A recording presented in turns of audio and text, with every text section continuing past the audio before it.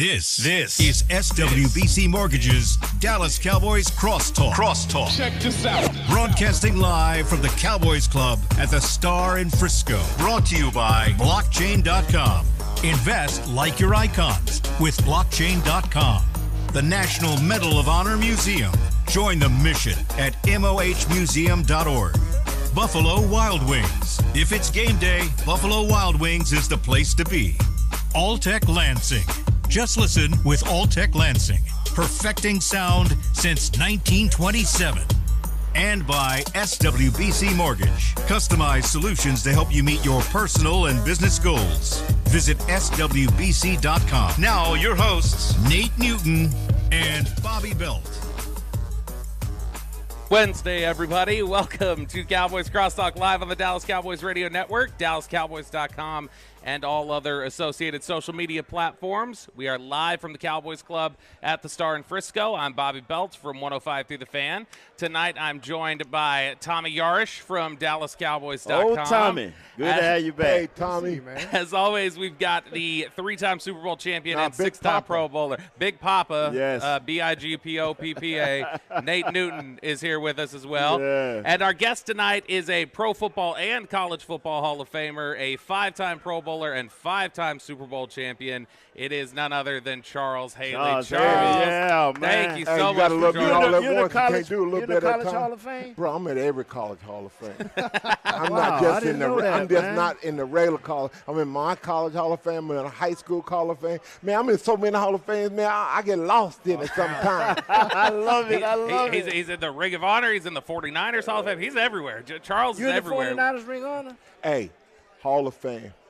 Hey, what they gonna do with greatness but love Every Hall of Fame that he could be in is he's a I just told him.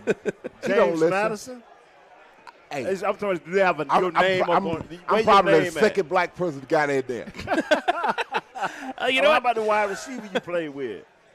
I was in there before him. I can tell you that. He played with a wide he's receiver there, that played with Derek Clark. Derek, yeah. Oh, there you I don't go. know if he's Yeah. there or not.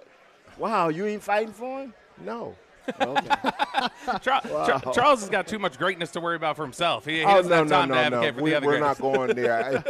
It's people you fight for. Sure. Right. And there's people you don't fight Fight for, yeah. So I'm not fighting for them. I got you totally understood. Now, Charles, I want to talk about the time a little bit before JMU, before you got to James Madison, because you've got a really fascinating backstory just from your upbringing and the way that you came along. I know you talked about years ago, I had read your book that you did, Fear No Evil, that you did with Triumph Books, and you talked about how, you grew up in a very, humble upbringing. You were working in tobacco fields. You didn't even have indoor plumbing. You call that humble? hey, that's a white person giving a description of it. That's Poe. Growing up Poe. That's growing up Poe. There you go. Hey, you know what? We couldn't spell that other O, but you know what? Yeah. Everybody in the neighborhood was like that. So I didn't know I was poor until I went to college. Mm-hmm. When I went to college, I had Lee jeans on. They had Levi's. I couldn't understand what's the difference. They went to the mall. We went to Hills and Kmart. Right. So, wow. hey. Blue light special. Yeah. Now, I know it's something, though, that you talked about, that work ethic, though, that your parents had. Georgia and Virginia, you grew up in Gladys, Mr. and Virginia. Mrs. Haley. Mr. and Mrs. Haley, yes. Mr. and Mrs. Haley, that you talked about how, your dad working two jobs, your mom working and coming back and being great with you guys. Talk just a little bit about how that example you got from your parents set the tone for the work ethic that you would have throughout your football career. Well, my mom and dad was night and day. My dad didn't talk, and my mom talked, and she was a disciplinarian. My dad, he didn't do none of that part. My dad,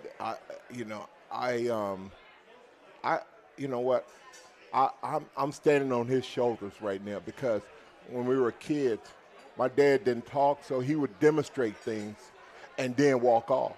So he'll demonstrate how to ride a horse. Then he'll undo the horse, take everything off of it, and then you gotta do it. He'll fix a fence, and then he'll tear it apart. And then guess what? And then his thing is, if you don't bring the tools you need, you're going to stay and do that job before you come home. Wow. And so that commitment by him, and he's just a strong figure. My mom, she had, she got 70% of her body burned. She can't make a hand, but you know what? And this woman went to work, then she came home, go in the field, pick corn, do things to can food for us to have during the summer, for the winter time and stuff. So I know what hard work and commitment is. And my parents, I'm blessed to have them.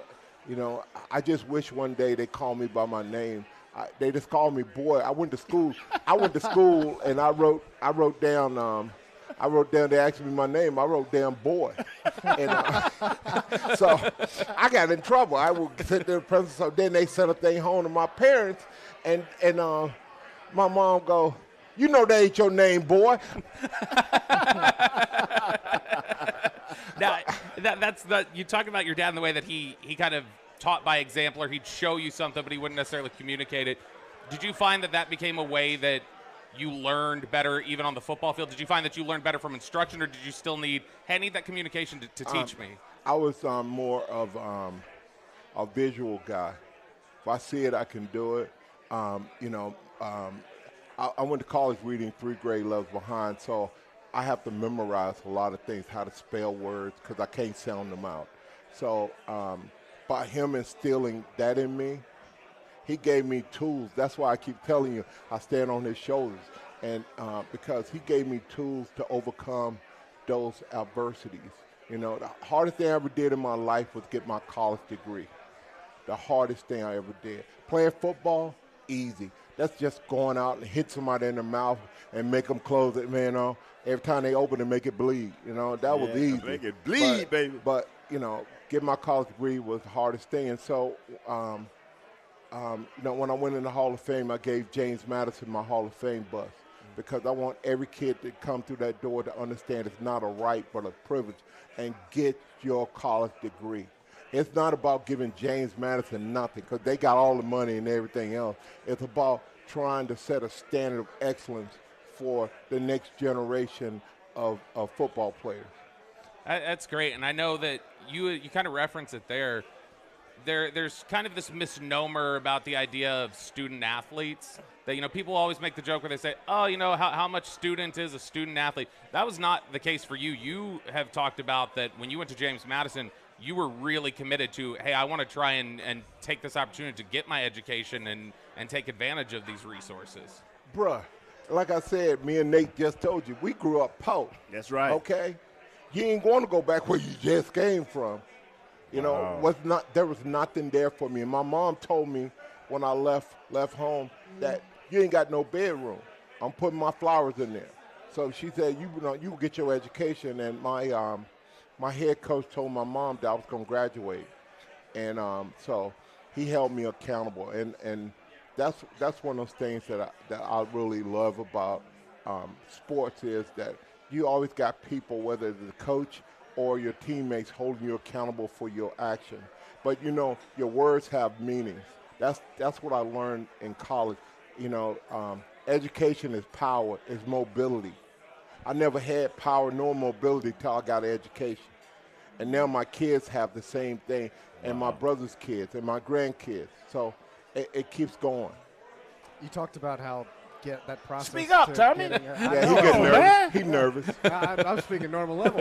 Right. You talked about the process to getting your degree. When you finally, whether it be walked across that stage and you hold that diploma in your hands, how rewarding was that for you, and what did it tell you about your work ethic and the journey that you went on to finally achieve that goal that you've been working for? Well, hey, I was more proud for my parents than for me because I'm the first generation to graduate, to go to college and graduate. And, I just wanted to do something to make them proud, They sacrificed so much for me, I'm not the easiest person to work with, and the head coach used to have to call my mama up to James Madison. So I knew that my mom don't play, And when I made her that promise, then, you know, it was done. Yeah, man. So now, can you hear us out there in Radio Land? Can they hear us pretty good? Because I can swear Tommy just went to whispering. I promise you, He got I did. nervous, bro. I promise you, I didn't. It's He close got enough. nervous. He got There we nervous, go. man. Is this a little bit better? Okay. There you go. There we go. Wow. Look at that. We got it. You mentioned your mom there, Charles, Mrs. Haley, and I remember you said that her word she always gave you guys, her sentence she always gave you guys was, "Y'all aren't going to run over me. You're not going to run over me," and that was something that really stuck with you. And I wanted to ask you specifically about two coaches that I know made a big impact on you. You just referenced one of them, Challis McMillan, Yes. your head coach. The other one, the guy who first recruited you. And I remember you saying that, man, he Danny was the Wilmer. one, Danny Wilmer, that he would say, you need me to go call your mom? Oh. Have her walk away from her job, come up here and deal with you? Well, no, what happened was my mom brought me up, and so we took some clothes in, and my mom made the bed, and she told me to go get the Foot Locker, so I had myself full of. So I see my mom pass. I thought she was going to get some out the car, and she left. So, and you know, later on, she said, "I already told you coming up the road goodbye." So, you know, so she left. So I went down to the D hall. I got 4 brothers. Right. If you ain't at the table to eat, you don't eat. So I'm down at D hall before 30 minutes for everybody to get there. But I didn't know freshmen supposed to be in the back of the line. Bruh. So all them seniors came up there telling me what they're going to do to me and to get in the back of the line and all this crap. Oh, no, I ain't do that. I turned around. I balled these things up, and I took some pictures, mental pictures. Hey, you sat there and laughed. So I go in, and God just wouldn't just comfort me. The devil was on my shoulder. It was riding me. It was telling me, do it. So I went over to the trash can, and I dumped all kind of crap. I just reached in there, got everything, and I took it over there to that senior table, and I threw it all over. Wow. Hey, they jumped up. They jumped up like little Indians. Hey, I'm going to get you. Hey, I put every one of them in the hospital. Wow. I knocked them out. And then Why the you head so violent, man? Hey, bro. You ain't gonna just, no. You ain't gonna just handle you all the Hey. time. Oh, some ladies just walked by. That's Charles. No, it was, you know what, you're not gonna talk to me like that. And Right. then, so, my head coach, so every time I would knock a couple of them out, he would make me run. So, he would make me run the track. So, I would run so hard that they would have to get somebody to give me oxygen and wake me up, right? And he'll go like, because I'm telling myself, God, he wants me to get endurance. He wants me to get endurance. So I would just run. So he did that a couple of times. Then he made me crab the field. I'm going like, God, he wants me to learn how to get low. So I would go, my whole hand, knuckles, everything was just blood, all the skin off. Hey, so then he would make me run the stadium. I said, oh, God, he wants to get quick feet. I ran that thing so hard, man. Then I fell. Hey, I was so tired, I fell down, man.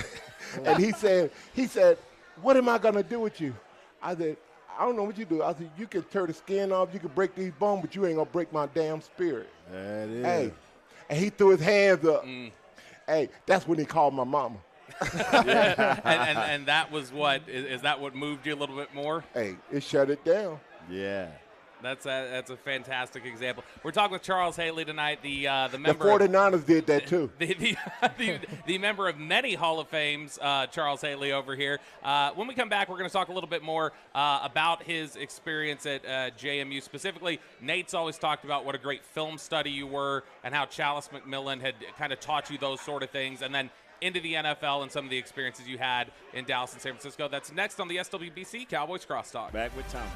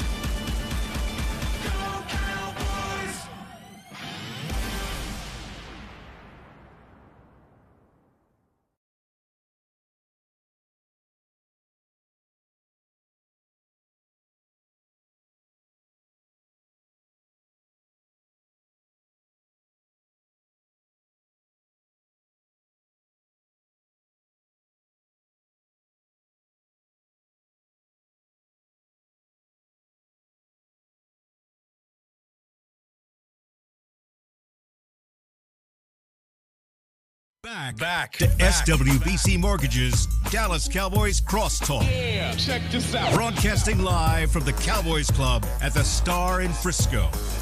At SWBC, customized solutions for individuals and businesses are just a click away. Visit SWBC.com to learn more and start your next adventure. We are live from the Cowboys Club at the Star in Frisco for the SWBC Cowboys Crosstalk.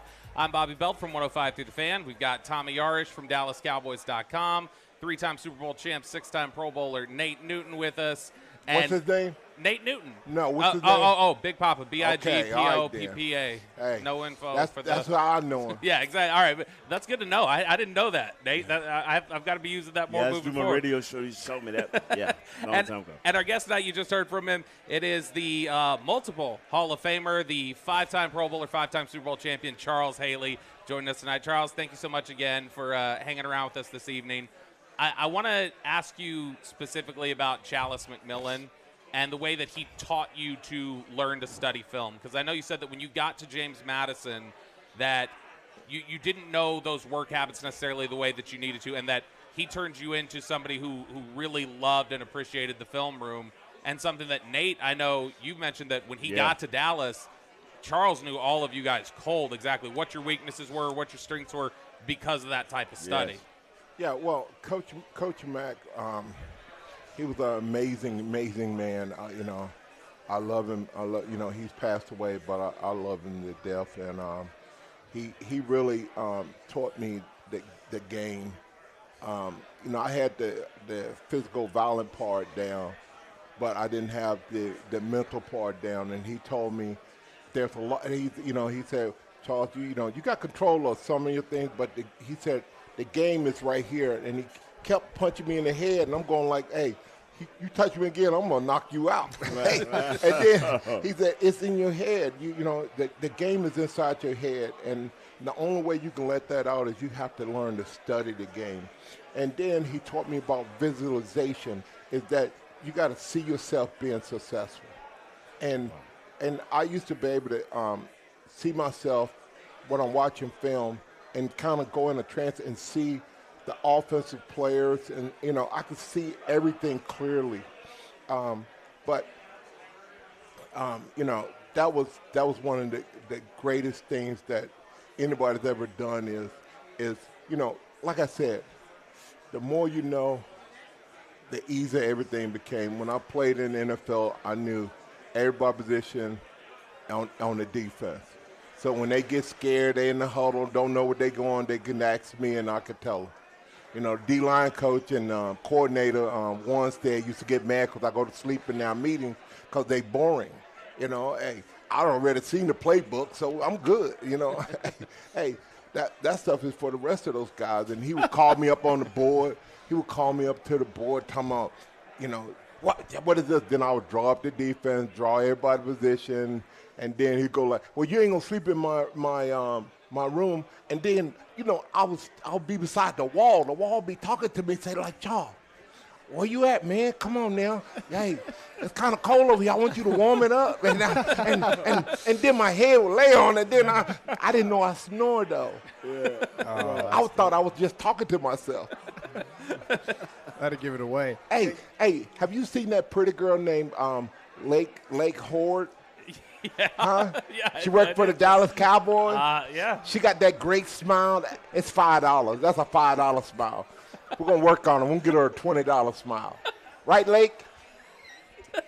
Go ahead, Tommy. You mentioned in the last segment that we had that you were brought up as a visual learner, and I'm sure that translated well to watching film.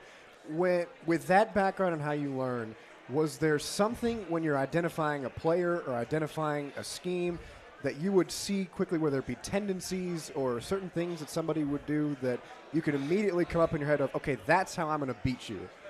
Well, I look at stance.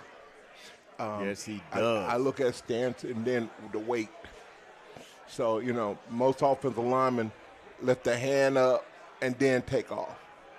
So now, I try to, my goal is to be a half a step quicker than that guy. And what I would do mentally is I would come close to get hit so that then I know the next time to get almost there and then give him that quick move around. So you just play. It's a chess match, and as I tell people, as I was telling Cooper Rush, I said, you know what, yesterday, what do you know about yesterday?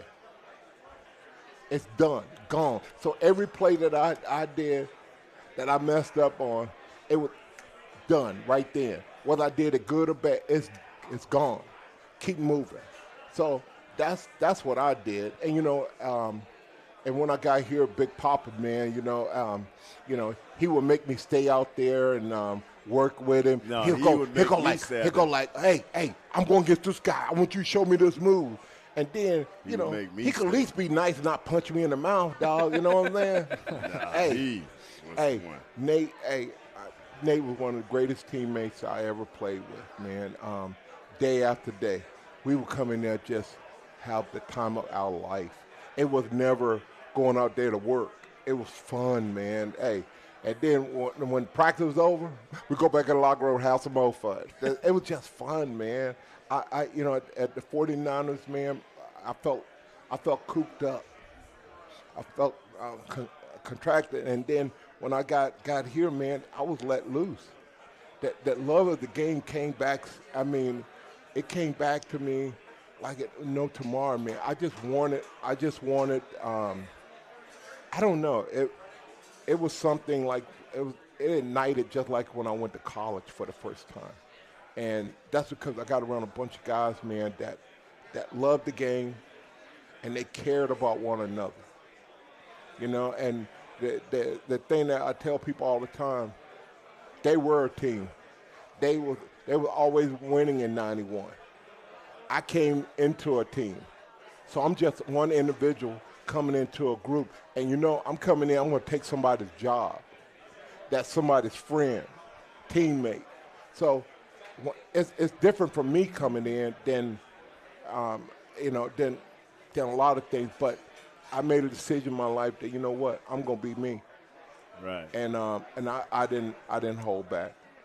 No, you didn't. But let me ask you, man, your best friend, safety for the 49ers, I can't call his name. Ronnie Lott. Ronnie Lott. What did he mean to you, my friend?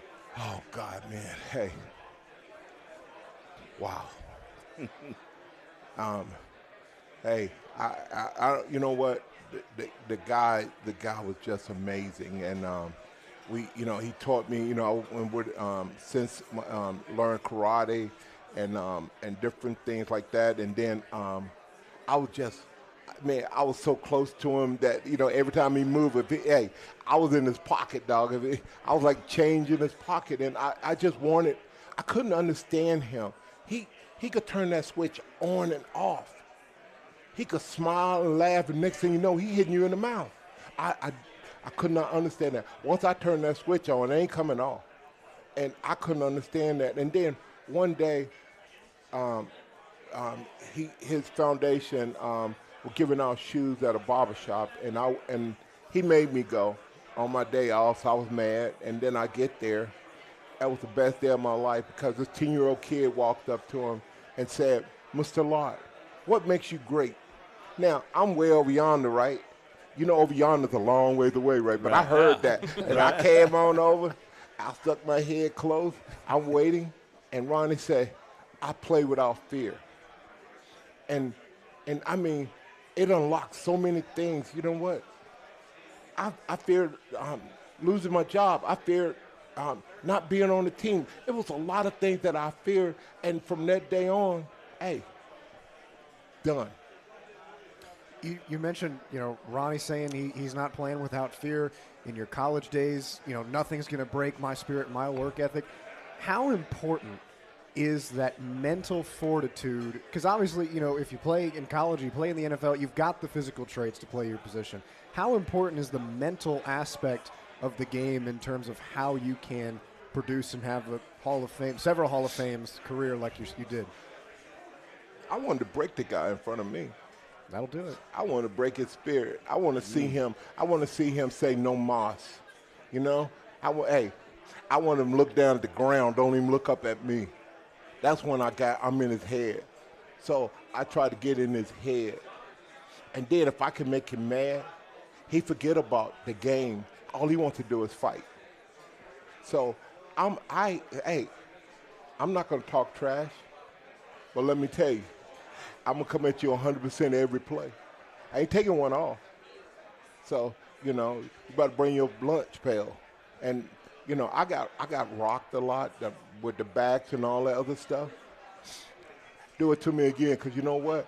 It's going to be one time that they don't do that one. Hey, you're going to pay for that. So Let's go ahead. Let's take our second break here on the SWBC Cowboys Crosstalk. When we come back, we've got Charles Haley with us, telling some great stories, dropping some great knowledge. How about Lake? Is Lake still here? Lake is still here. She's over there working hard. And Tommy's eating cornbread. Really good. Hey, now he got a voice, too. I know, right? He's not nervous anymore, guys. One commercial break changes your life. He gets around 2 Warriors, 2 Zulus. You got scared. Huh? You might need to go to the bathroom, boy. I'm good. I promise. I'm good. The cornbread gave him courage. He's got the carbs. We're good. That's the jalapenos, baby. That kick, it wakes you up. When we come back, let's talk a little bit about, Nate, I want you to tell the story you've told before in recent weeks when we come back about what it was like when Charles first got in the locker room and just set all of you straight on where the weaknesses were on this football team and hear a little bit more about Charles' experience coming to Dallas. That's next on the SWBC Cowboys Crosstalk.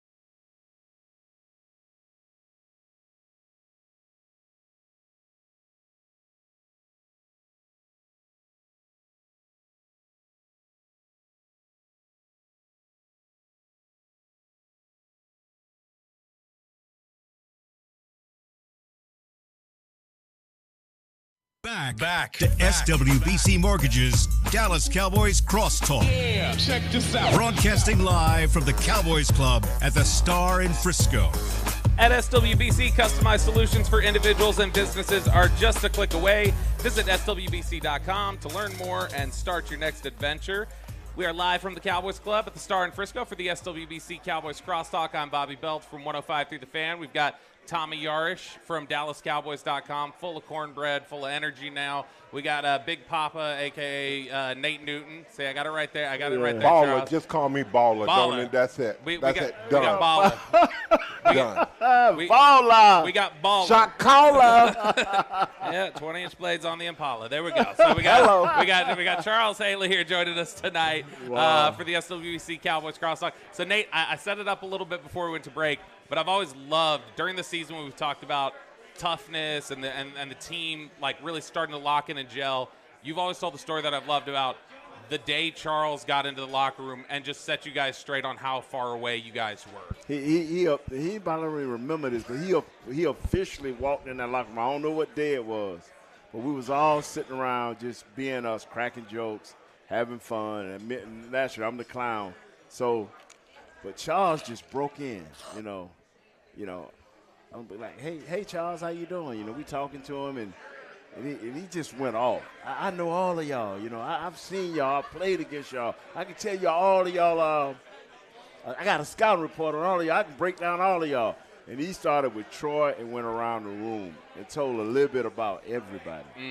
And what made me really was endeared to you was one day when you came to me and said, "Big fella." Well, you didn't say big fella. You called me something else. He said, man, I watched your film. He said the first 6 or 7 games, you look like an all-pro or pro bowler. He said, but the last 8 or 9 games, you just fall off. He said, that's because you gain weight, you eat too much, you get out of shape, you ain't the player you need to be. I need for you to come over here. Every day, we started on from Monday to Thursday, doing the stepper, doing all type of bikes. I mean, just whatever him and Tony Tolbert could think of. And I said, well, man, because at first I thought I was going to be over here by myself. He said, no, I'll meet you back over here. So they set a time, and me, him, and Tolbert, and we would, oh, my God, the elliptical, I mean, we would just be doing all type of stuff. Everything except lifting weights. Oh, yeah. Everything except lifting. And we did this, and I started my first Pro Bowl. I ran 5 straight with him. 5 straight Pro Bowls. Then I missed a year because I was injured. Then came back and got my 6th Pro Bowl. Yeah, because of him. Because he was dedicated to helping me be a better football player. Hey, I talked about what we were together. We were a chain. We were a team. A team is 11 individuals playing with one mission, one goal. And we had a captain that was going to hold us accountable. That's right. So, how could we fail? It's we're talking with Charles Haley here on the SWBC Cowboys Crosstalk. Charles, when you look at the what did I do? What I get wrong, Charles? No. Somebody walked by and he smiled. This boy ain't no good. Charles, he ain't no good. You know what we've heard? We've heard a lot this season and last year from guys who were on that team. Universally, they say the same thing. They say the guy you answered to on defense was Charles Haley. The guy you answered to on offense was Eric Williams. Those were the guys who set the standard. Having Eric across from you at practice and seeing the way he was, just talk about what those sessions were like, just competitively going up against, Eric Williams and the tone that you two tried to set on different sides of the ball. Well, we did brother-in-law. Us the older guys, we would tell each other where the ball's going so we don't have to get hit. Right. Now, them young, dumb guys get in there, you gotta man up now. But Eric, if he hadn't got hurt, he would be in the Hall of Fame. Yes, he would. He was a beast. Nate should be in the Hall of Fame. Yep. Agreed. A beast. Hey, they put Reggie White up on Nate like Reggie thought it's gonna be a good day. Yeah. He put him on you too. Yeah. And Eric. But I'm just saying is, that man, the way we played together was something special. Now, I thought Jimmy, he want pass, hit. Hey, that dude, man, when I first got here, dog, he said, start practice over. We had to go up to the track. Oh, I pulled a hamstring walking up there. Bruh, he talking about start from coming out the locker room stretching. Hey, bruh. This dude was that, hey, man, something wrong with this dude. Man, I'm looking at him going like, who is this little midget Hitler over here, dog? Hey, and then let me tell you, you couldn't win by enough. You would walk out, I would be late all the time coming in, and I'll get in, he's up on the post screaming and yelling, bruh, we just won. You know what a W is? Yeah. Do you know how hard it is to get a W? Ask these Cowboys right now. They'll tell you how hard it is. You know, it's one of the stories we've heard a lot, Kevin Smith was in here a couple weeks ago, and Pup was talking about, hey, you know, when he was going up against Jerry Rice for the first time, he said he would just stand across from during the huddle and he'd go, hey, 80. He's like, I don't even know who you are, 80. And he said at one point, he said, Charles Haley turned over to me, and he said, he was like, you show some respect, that's Jerry Rice. You don't pretend like you don't know who Jerry Rice is. And Pup said he looked over, he was like, you like him so much, Charles, you go over there, okay? And he said that you went, all right, I respect it. Like I was just like, all right, I respect the energy. Yeah. Did you – we hear from a lot of different guys that you would see, like, what can you handle? I want to see what can you handle and how much are you here with us. How much do you think that strengthened the bonds you guys had on defense was when you would push guys a little bit and say, how much are you going to let me push? Or how much are you going to let those guys push? How did that build things? Hey, my psyche is this. Can I count on you? Mm-hmm. Do you understand what that means? I got to see some dog. I got to see some fight in you. I push guys. Hey, man, it's players I call names and did stuff that I should never have done because you know what? I need to get that fire because I'm going to need them. And you know, I should be ashamed. I'm not ashamed because you know what? Hey, I pushed them to greatness. And then guess what? If they fell off the cliff, they sucked anyway, so it didn't matter. Nate, you talked about it before, though, the idea of just how you became a harder worker by not wanting to let certain guys down. Was that part of the tone that Charles said when he got here was like, man, hey, Nate, hey, I won't give him a minute, dog. Man, I'm telling you, on defense, Charles was that guy that was always pushing, always trying to get the best out of his guys. Michael Irvin did it a different way, you know, but Eric Williams was like kind of that enforcer. So when we see guys like that, how can you know, because Eric was going to call you out in the meeting room. If you let a weak guy get past you or beat you, Eric going to be like, and then what? We can't talk the way we talk in the locker room. Yeah, sure. Yeah. But somehow the leak to Charles, like, man, I can't believe, man, did this, you know. So it was ugly, man. It was ugly because they would hurt your feelings. Your feelings was going to be hurt. Mm-hmm. But you either stepped up to the plate and proved that you was worthy, or like you say, you fell off that cliff and you're going to get rid of you anyway. Wasn't no guaranteed money. Yeah. You were gone. Yeah. I used to love when training camp started, I would walk over to the offensive lineman and say, you know what, you're going to get cut today, you're going to get cut today, you're going to get cut today. I said, I might get to you next week. Hey, now get them cut. Hey. That's pushing people to be better, like you said there. Now, we got when you look at, I know one of the special things you've talked about before in getting here to Dallas was you've talked about how special your relationship was with Bill Walsh when he was with the 49ers, that he was somebody who, I think you said he was the first person who knew your wife's name, knew your kids' names, and that you had a really strong connection with him. And you talked about how you went to see him at Stanford when you were trying to figure out what your next move was going to be, and that Bill had told you, I can't make the decision for you, Charles. I can't tell you what to do because if I tell you to do this and you don't like it, you're going to end up hating me. If I tell you to do this and you don't like it, you're going to end up hating me. Did that prove to be wisdom that you look back on and said, I appreciate Bill not telling me what to do, that he let me make that call myself? I went to him because of the level of respect I had for him, you know, and the way I thought about him, and I kind of wanted him for the first time. He never told us what to do ever. For the first time in my life, I wanted him to tell me what to do. Right. And he put it right back in my lap. And when he did that, I knew that I couldn't play there, and in a way, man, I was at the Pro Bowl and they released Ronnie Lott at the Pro Bowl in front of everybody. I cried that day. And that was the last day that I think me and George Seifert ever have any kind of. I used to love George Seifert. He used to tell his wife, I never made a mistake, all these great things. Hey, I don't even know why I got, I know why I got mad because of Ronnie. No matter what he said after that point, because I saw the pain in Ronnie's eyes that hey, it hurt, man, and it hurt me, and I would never forgive him for it. But I have now. That's good. Finally. Now we got Charles Haley joining us tonight. Some great stories. When we come back here on the SWBC Cowboys Crosstalk, Jesus Christ, man, we're gonna be here all night or what?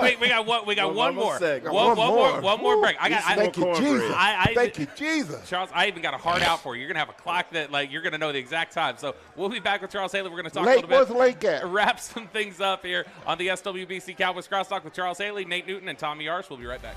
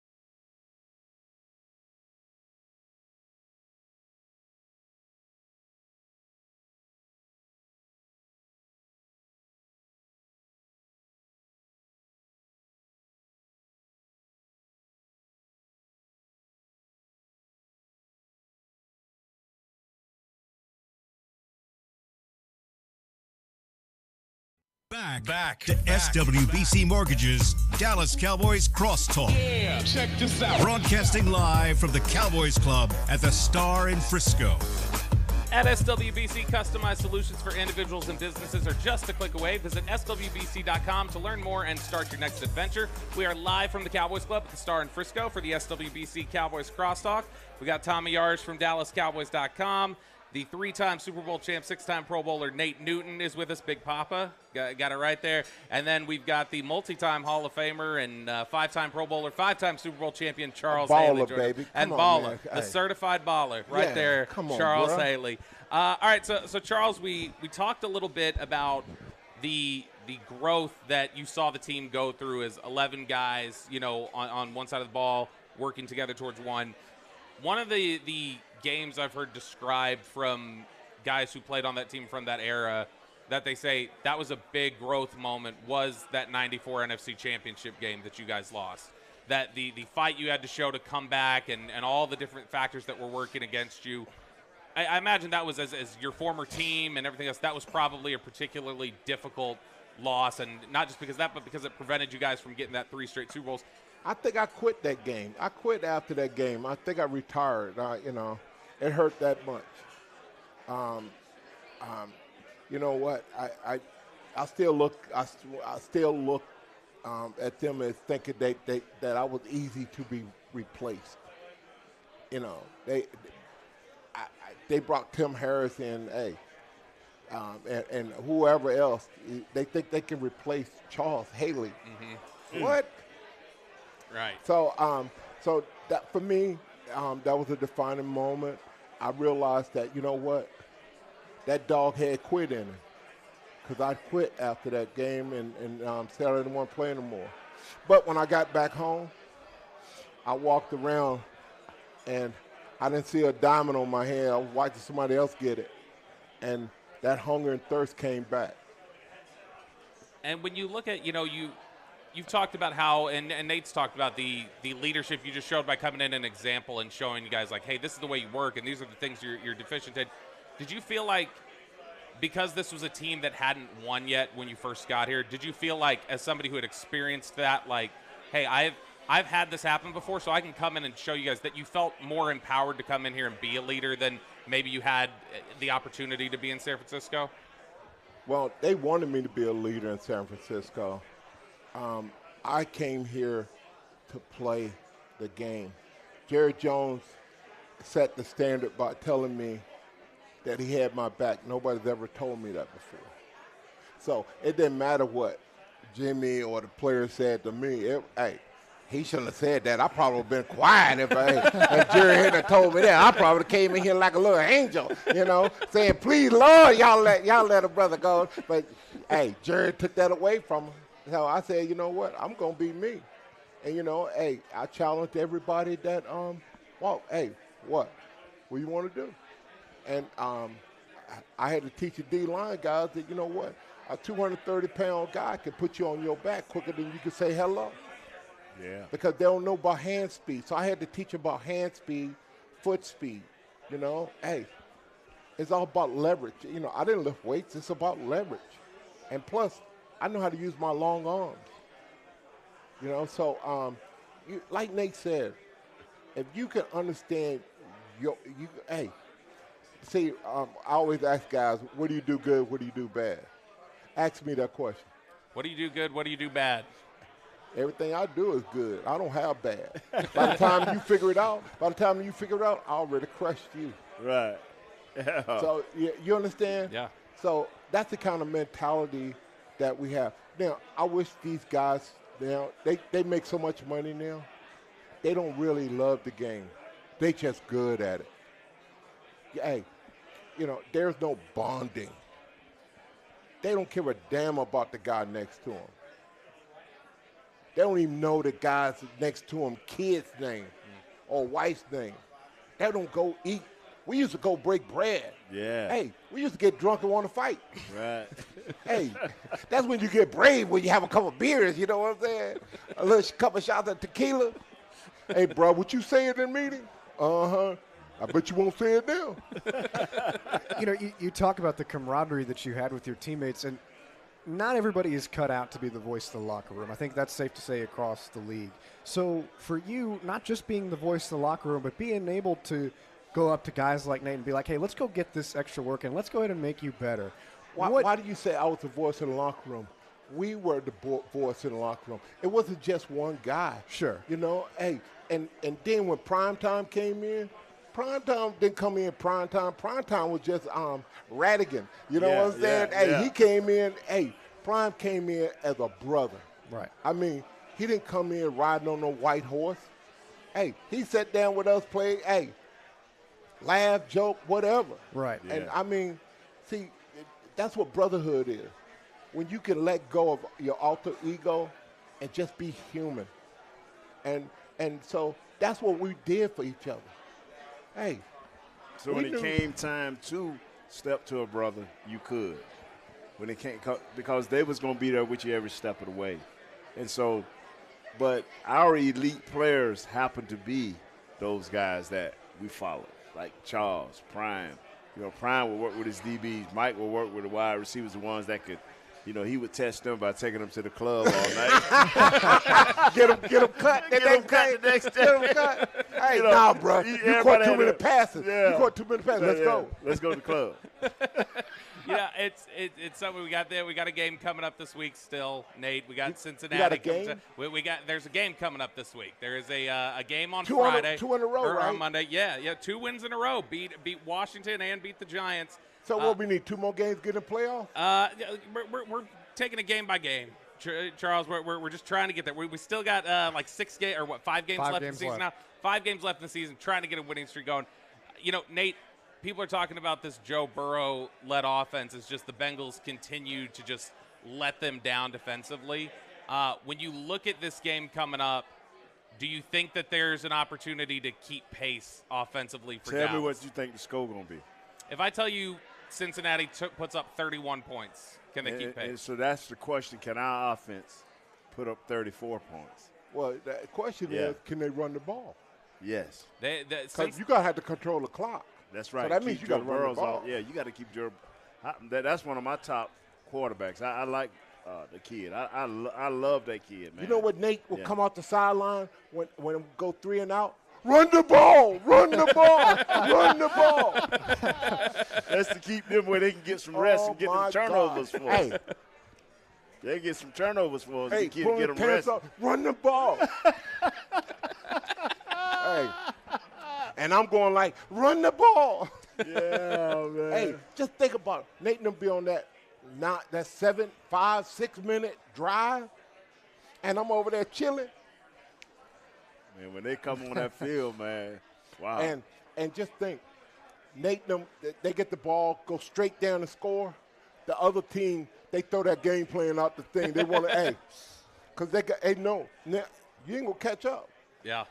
So when you look at the Bengals offense, a big reason why they've had so much success, they've got the NFL's leading passer in Joe Burrow, the NFL's leading receiver in Jamar Chase. So when you look at it from a defensive perspective, this is for both of you guys. What do you feel like is Don't more they have a good likely? running back too? Chase Brown's Chase pretty Brown, good. He's nice. He's good. Over He got 600 yards, he's got 6 touchdowns Yeah. this year. But they're more heavily reliant on their passing game just because they've got Jamar Chase out there, T. Higgins. What is more likely to throw off an elite passing offense like that? Is it a pass rush that typically gets home on the quarterback and makes things difficult, or is it the back end and the secondary that makes things hard on those elite types of wide No, we got to receivers? get a lead, and then you can go after this kid. The only way you're gonna have to go after Joe Burrow. I mean, he can read it all. So you got to keep constant pressure on him offensively by scoring 6 every time they touch the ball. The Cowboys and we prefer them to score first. That way, Micah Parsons and them can be effective because this game is even. It's gonna be hard to beat. If they don't get some pressure up the middle, he's standing there doing this. Yes, sir. He's standing there doing that, patting the ball. Like it's 7-on-7. Yeah, It's gonna be a hard day. This got to be a big game for Olsen. And you can't lock up Yeah. man It's to gotta man. be a big game I don't for think. us. I don't think our DBs can't handle man to man. No, not. If This they kid do it, is special. they better do max blitz. Everybody and their mama better be coming. So you get the ball out right now, so it's gonna be a short pass. This is the Bengals team that just a couple years ago, Cooper Rush got his first start after Dak went down. Not first start of his career, but the one after Dak went down. They won this game at AT&T Stadium. Also, fun fact for Cincinnati, that's who Larry Allen got his first start against when he had to step in at right tackle, was against Cincinnati on the road at Three Rivers. All right, that does it for us here tonight on the SWBC Cowboys Crosstalk. Thank you to Tom Yards from DallasCowboys.com, the great Nate Newton, Big Papa, Cornbread, and the baller, the certified baller, Charles Hello. Haley. Shot caller. Thank you so much. We'll talk to you guys again next week on the SWBC Cowboys Crosstalk. This has been a production of DallasCowboys.com and the Dallas Cowboys Football Club. How about this, Cowboys?